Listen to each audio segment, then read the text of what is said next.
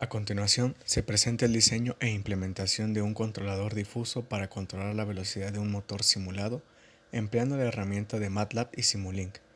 Se empleó el método de inferencia de la implicación de Mandani.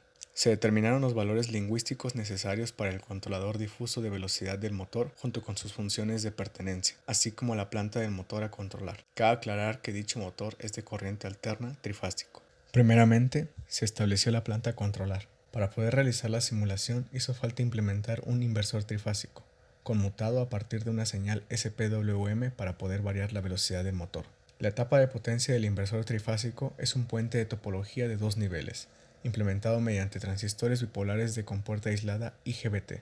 En Simulink ya viene un bloque predefinido llamado Inverter Triphase, que evita el hacer toda la conexión mostrada. Para alimentar la etapa de potencia del control, es decir, el puente inversor trifásico, se usaron 500 voltios de corriente directa. Estos transistores IGBT son controlados mediante las señales de disparo generadas por algún controlador, que puede ser un PIC, por ejemplo, que emita una señal modulada de tipo SPWM.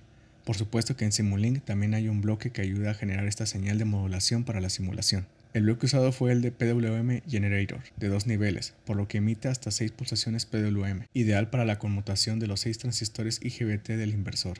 El ancho de cada pulso del método de conmutación basado en SPWM varía en proporción a la amplitud de una onda sinusoidal evaluada en el centro del mismo pulso al compararla con una onda portadora triangular. Al tratarse de una conmutación, se debe comparar esta onda triangular portadora con 3 señales sinusoidales desfasadas entre sí 120 grados. Entonces, para variar la amplitud de esta onda y con ello variar el ancho de pulso de las señales PWM que conmutarán los transistores del inversor, se obtiene el producto entre las señales de referencia sinusoidales y una señal de control externa. Es esta la señal que el controlador emitirá como salida, modulando así el ancho de pulso SPWM, variando las corrientes de cada estator del motor trifásico, controlando de esta manera su velocidad.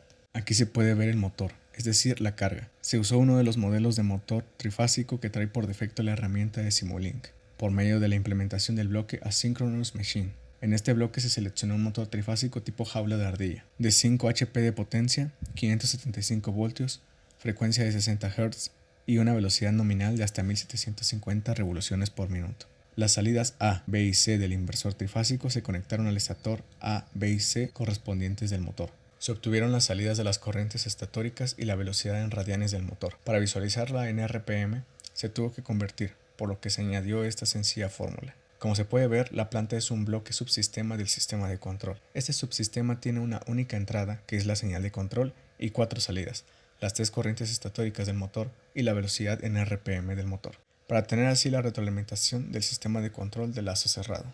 Pasando al sistema de control, se puede ver el set point del sistema. El valor aquí es la velocidad en RPM deseada del motor. Después le sigue el controlador difuso con una entrada proveniente de la retroalimentación, resultado de la diferencia entre la velocidad actual y la velocidad deseada, es decir, el error, y una única salida de señal de control que va directo a la planta. Llegados a este punto, toca hablar del diseño del controlador difuso. Este fue planteado con una entrada y una salida, por lo que hizo falta declarar dos variables lingüísticas, las cuales fueron error y voltaje. Para la variable de entrada error, al ser la velocidad nominal del motor a simular de 1750 revoluciones por minuto, el universo de discurso se definió como de menos 1750 a 1750. En cambio, la variable de salida voltaje se trata de la señal de control que modificará la amplitud de las 3 ondas senoidales que modulan el ancho de la señal SPWM del inversor trifásico.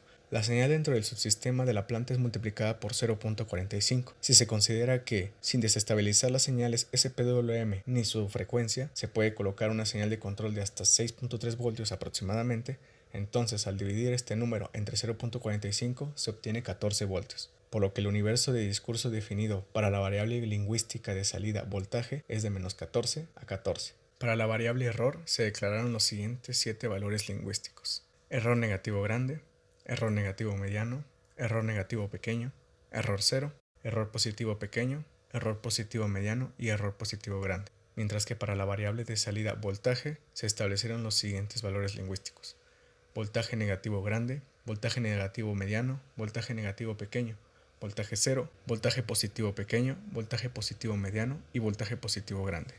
Luego de definir los valores lingüísticos para cada variable, se establecieron las funciones de membresía para los conjuntos de cada variable, comenzando con los de la variable error.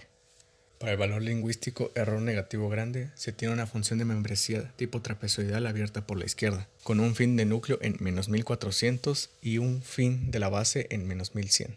Para el valor lingüístico de error negativo mediano, es una función tipo triangular, con una base que va de -1350 a -500 y núcleo en -825. En error negativo pequeño también se trata de una función triangular con base de -800 a 0 y núcleo en -400. El error 0 es una función triangular con base de -290 a 290 y núcleo en 0. El error positivo pequeño también es una función triangular con base de 0 a 800 y núcleo en 400, mientras que el error positivo mediano o medio es una función triangular con base de 500 a 1350 y un núcleo en 925. Finalmente, para terminar con la variable error, el error positivo grande es una función trapezoidal abierta por la derecha con un comienzo de núcleo en 1400 y una base en 1100. Ahora, pasando a los valores lingüísticos de la variable voltaje, se tiene que el voltaje negativo grande es una función trapezoidal abierta por la izquierda con un núcleo en -11.2 y un fin de la base en 8.8. Para voltaje negativo mediano es una función triangular con base de -10.7 a 7.5 y un núcleo en -4.6. Para voltaje negativo pequeño también es una función de membresía tipo triangular con base de -6.5 a 0 y un núcleo en -3.25.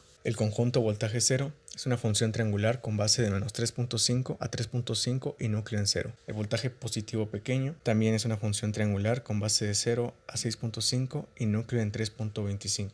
Para terminar con las funciones de membresía de tipo triangular se tiene el conjunto voltaje positivo mediano, que es triangular con base de -4.6 a 10.7 y un núcleo en 7.5. El último conjunto de esta variable de voltaje es voltaje positivo grande. Tiene una función de membresía tipo trapezoidal abierta por la derecha con un núcleo que comienza en 11.2 y una base que comienza en 8.8.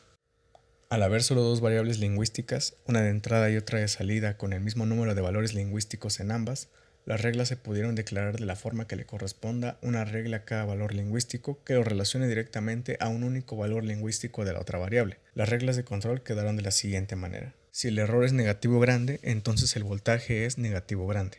Si el error es negativo medio, entonces el voltaje es negativo medio. Si el error es negativo pequeño, entonces el voltaje es negativo pequeño. Si el error es 0, entonces el voltaje es 0.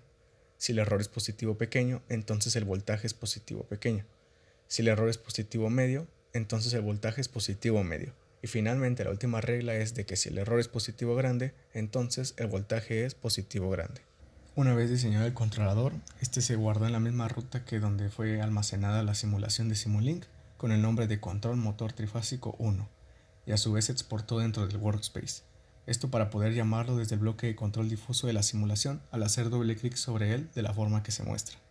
Ya para finalizar, se ejecutó la simulación con un set point de 1700 RPM. Se puede ver que la respuesta es satisfactoria y muy rápida, también que no existe sobreimpulso, por lo que se trata de una respuesta críticamente amortiguada. Aquí hay otra prueba con un set point de 1400 y se observa que la respuesta es similar y alcanza la estabilidad rápidamente, demostrando que el diseño del controlador es el correcto para la planta especificada.